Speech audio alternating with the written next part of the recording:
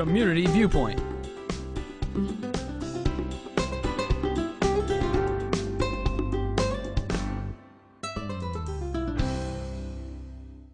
And welcome once again to Community Viewpoint. I'm John Pawlak, your host for this segment, and welcome once again to Community Viewpoint.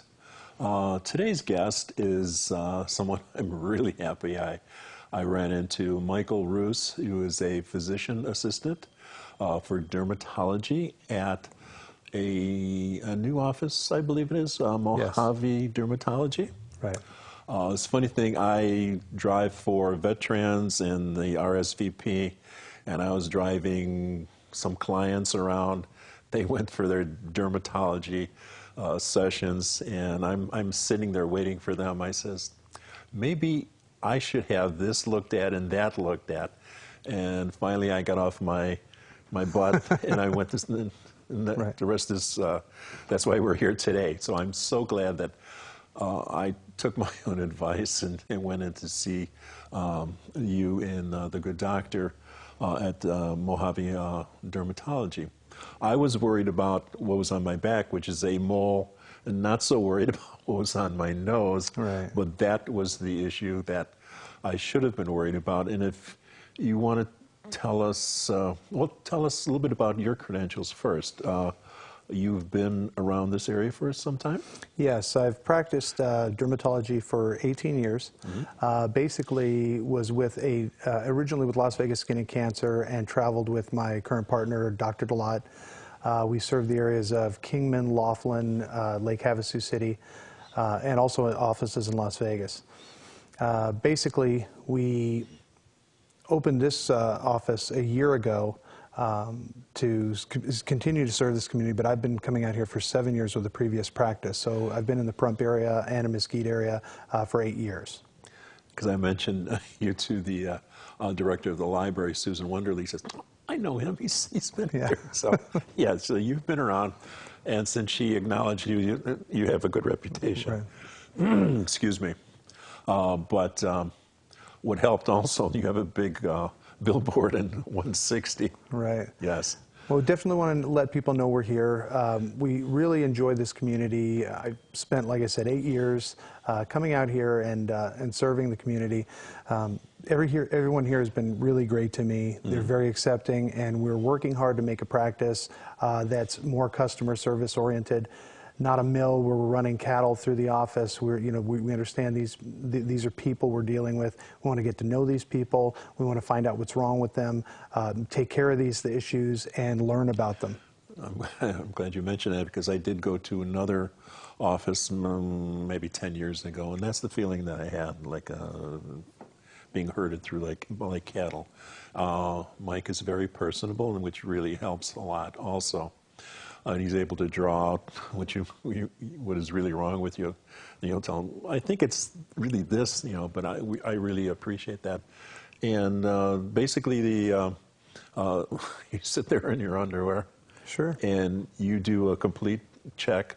You know what you're looking for more than I do, because I was worried about this. Right. And you showed me that after you cut it off. Absolutely. Well, 9 times out of 10, what you'll find is that people will come in for something that's usually a benign lesion or a very simple thing that they see changing on their skin. The problem is most people don't come in because lots of offices will not really recommend full skin exams. Mm-hmm. They want to get people in and out. So what we want to do is we want to promote people getting their clothes off, checking things, because oftentimes you have a growth on your skin that's been there for years and starts to change, and you don't think much about that. The problem is that typically chronic radiation damage to these lesions is what causes changes. So very often a lesion is there for many years, then slowly starts to change, and people don't pay much attention to that. And that's what we want to do, get them fully undressed, do a full head-to-toe examination at least once a year. We would like to educate and talk about sun protection and other things in addition to doing the exams. Right. And that's what I had on my nose, basically. Yes, you had basal cell cancer. Yes, and it's a slow-growing thing. Right. Basal cells, you have several skin cancers we deal with regularly are basal cell, squamous cell, and melanoma. Those basal cells and squamous cells are skin cells that basically, they're there all the time. Over the years, the chronic radiation damage causes damage to the genetic material of the skin, leaving it unable to stop growing. So we'll initially develop a small growth on the arm or on the hand, or the ear, the nose, somewhere, and they don't always have to be what you consider to be chronically sun-exposed areas. Oftentimes these are areas that may have been when you were younger, taking your shirt off, working in the yard. So it's not always an area that's immediately obvious to someone that they've been sun damaged or damaged in that area. I remember when I was a youngster, I was, well, I started out as a towhead, which is, really blonde and pale. My father was darker complected, and he'd take me out to the beach. He'd bring me back, and he was a little bit darker, and Johnny would come back really red and some blisters, too. So that probably helped. It does. Put me where I am today. Of course. And again, growing up, 52, and growing up, I know that we didn't grow up with sunblock. So a lot of folks out there, you get a sunburn, it's gone in a week, and you don't think much about it. But it's 10 and 20 and 30 years later that a small lesion may develop. And again, it's a lesion that starts to grow, may itch or change, may grow, may scab, may be very, very slow growing, like a basal cell cancer. And basically, you don't pay much attention to it until it starts to scab or bleed repeatedly. And oftentimes people wait till things are very, very, very advanced. Right, and what we look at and what he looks at are a lot of times two different things. What I think is really puts on the alarm bells is something that's basically can be snipped off and don't worry about it. But then you do a biopsy of that also if it's big enough. But a friend of mine mentioned it. They saw it on my back and said, "Ooh, I don't remember you having that last year." So that was my warning call. And but then you found what was really the problem. And Dr. Delat, is it? Right, Dr. Delat. He does the actual... The Mohs surgery. Yes. So typically I'll do skin cancer surgeries. I treat the melanomas, I treat basal cell, squamous cell, all the skin cancers, remove moles, and we do cosmetic procedures also. But there's a specialized type of skin cancer surgery called Mohs micrographic surgery, where the lesion, once it's identified as a cancer, is then removed section by section until we make sure all the margins are clear, and that's what he does specifically for us, as well as sees any patients that are interested in seeing him. The Mohs surgery has a over 99% effective rate of getting rid of basal cell and squamous cell cancer. And when you get done with the surgery over the course of a couple of hours, we know it's all clear at that time. We close you up and send you home. And I had to come back a couple of times also to make sure it was gone. It was, yeah, and healing properly. We knew it was gone when we were finished with your surgery, but we wanted to make sure that the repair looked good and was healing properly, and not just wait until there was a potential problem. And I've come back already for one checkup a couple months later. Right. And then I'll see you another 2 or 3 months. Right. Yes. People that have had frequent sun damage, we want to make sure they're seen at least once a year for a full body exam, but periodically, depending on the amount of sun damage, the amount of history of skin cancer and whatnot, periodically, maybe every 3 months, maybe every 6 months, depending on their risk factors and their potential damage. So we want to make sure that they get taken care of properly. We don't want to wait until they have cancer just to see them. Mm-hmm. So what are the things that we have to watch out for as we get older? Our skin gets more fragile, thin. Absolutely. And so what should we doing? What should we be doing? I know what my wife tells me to do. Hat, put creams on, don't go out. Right. But well, ultimately, I think everyone thinks, well, now I can't go out in the sun and I can't do anything. I think ultimately what we have to do is we have to basically realize that we live in a community, especially in Pahrump and Las Vegas and Mesquite, that are high sun, high UV areas, lots of radiation. The SPF protection is very, very effective. Is that okay? We typically recommend at least a 30 or a 50. I'm more partial to recommending SPF 50. Mm-hmm. It basically will block 90 or 99% of the ultraviolet B rays that cause most of the skin cancers. You want to buy a product that says broad spectrum, which means it covers ultraviolet A also, which is more responsible for the thinning of the skin, the damage to the skin that causes the lines, the wrinkles, the premature photoaging that no one likes.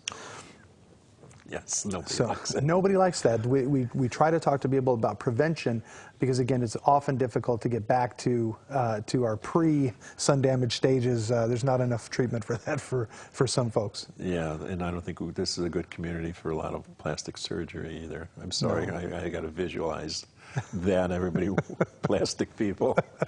But what are the things, if you're living with someone, if you have a mate, that's the first line of defense, to have that other person look at your back. Of course. Yes. You definitely want to have folks. You want to check your kids, check your spouse, and basically looking for dark pigmented moles. Typically, melanomas will occur from dark pigmented moles that are there on your skin, and then they start to change in size, shape, and color. So you want to look for anything that's been there and then is changing. That'll continue to change. It's not something that's just going to show up and then immediately disappear. So that's not usually the sign of a melanoma. Basically, you'd want to also look for a small growth on the face or the arms, these chronically sun-exposed areas. They're rough and crusty or scabbing, or you think you bumped it and it's bleeding, and you think, well, I scratched it. But it continues to do that over and over and over again. Those are the signs. What about internally? Is there something we could eat, drink, to help our skin? The vitamins? The people go crazy with vitamins sometimes. Well, typically one of the things that happens is with the radiation damage from the sun, you can have what they call oxidation damage, and antioxidants, vitamin A, C, and E are high antioxidants, so a multivitamin that's high in A, C, and E is good for that. Again, nothing prevents as well as the sunblock or covering up or being in the shade. So the exterior things. Absolutely. Yeah. That's the biggest thing. Absolutely. And don't start out being a sun worshiper. Do that later on in life. Yes. But yeah. Any other tips that we could look at that'll help us along too? What are your hours too before we? We're typically in Pahrump Mondays and Wednesdays from 8 to 5. We're in Mesquite Tuesdays and Thursdays from 8 to 5. I am opening up another office in Las Vegas, so we'll be spending some time there. Okay. But we're getting busier, but have plenty of availability, and we'll often get you in, oftentimes same day. We're not going to put you off 2, 3, and 4 weeks. I was surprised too, because I got in the following. I was like the middle of the week, and I was in the following Monday, so I was very grateful for that. Or Wednesday, whenever it was. Right. But the following week, I was in there, and before I had a chance to say, I'll put it off, which is good. Right. And I'm very happy, and I'm very happy with the work both you and the doctor have done on me, for me. Right. And between you and what my wife tells me, I'll be taking a lot better care of my skin in the future, because it's the only skin I've got. That's right. There's no way to replace that. No. We don't want anything plastic on me. That's right. But I want to thank you again, Michael, for coming on the show. And then you'll see a lot more of Michael in the community, too, because you want to give back to the community, too. We like to advertise. We like to get involved in the community projects and the community organization things that are going on, and the park. We were in part of the Fall Festival last year, and we enjoy that. Okay. So thank you very much, Michael. Appreciate it. And Mohave Dermatology, and it's all gone. Thank you very much. Thanks. And we'll see you next week. Community Viewpoint.